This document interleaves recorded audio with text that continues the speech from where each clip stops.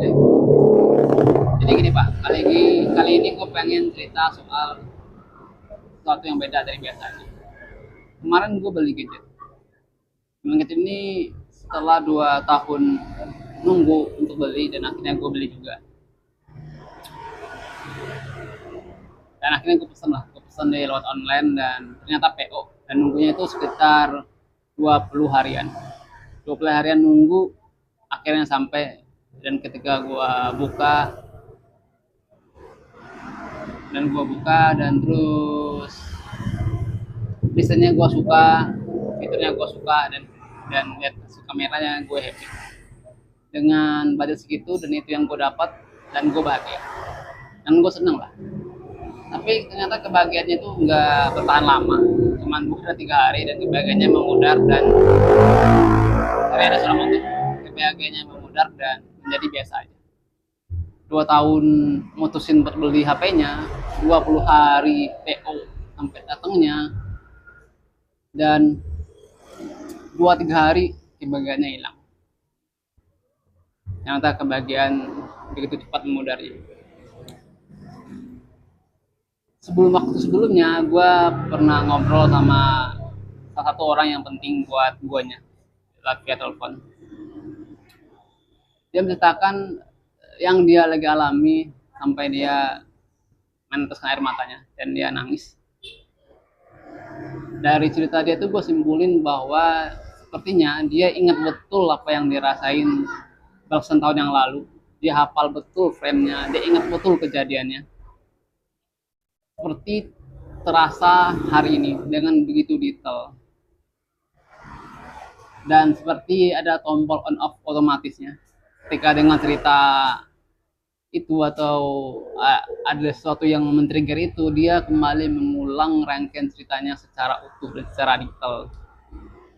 Dan gue sadar ternyata yang namanya kesedihan itu sangat bertahan lama.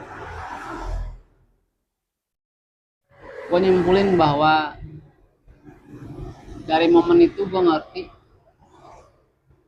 sebaiknya kita hati-hati.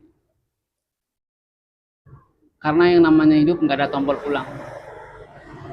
Seandainya ada kehidupan ada tombol pengulangan aja, mungkin tingkah laku kita, apa keputusan kita akan sesuatu, itu kita aman-aman aja. Ini masalahnya tombol ulang belum kehidupan nggak ada. Yang ada cuman penyesalan dan pelajaran. Itu sih yang gue pengen sampaikan. Terus karena itu menjadi bahan keresahan gue nya, jadi gue ngerti kayaknya kita harus bereaksi atau ngerespon atau ngendaliin respon kita akan sesuatu. Karena tadi kesedihan itu bertahan lama sama memori seorang. Mungkin aja momen-momen yang kita lakuin hari ini disimpan sama dia dan dibawa bertahun-tahun ke depannya. Jadi buat gua hati-hati aja. Tapi kalau gue pribadi, gue nggak peduli sih orang lain ngomongin apa, gue begini, gue itu, begitu. Dan masa bodoh aja gue sebenarnya. Dan karena gue tahu itu bukan hal yang bisa gue kontrol sebenarnya. Dapat orang lain tentang kitanya, apapun itu, orang nilai kita jelek atau apapun. Tapi perlu untuk seorang tahu, atau teman-teman tahu, atau bapak-bapak tahu, yang kita nilai, yang kita hakimi itu hanyalah yang tampak di luar atau kelakuan manusianya, bukan apa yang ada di hatinya, Pak. Bukan apa yang ada di hati seseorang, tapi kelakuannya aja yang perlu kita hakimi. Karena siapa yang tahu udah apa hati seseorang, baik buruknya, kan cuma dia yang tahu, cuma dia dan penciptanya yang tahu. Ini bukan kata gua, ini kata Rasulullah. Ya kalau pengen tahu, ya bacalah kisah Rasulullah. Biar tahu. Yang dihakimi itu, sekali lagi gue ingetin, cuman kelakuannya aja yang tampak di luar, bukan yang simpan di dalam hati.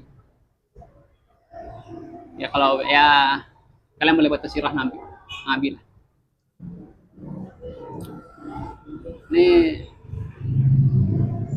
Ini penting buat kita mengingat bahwa banyak hal yang harus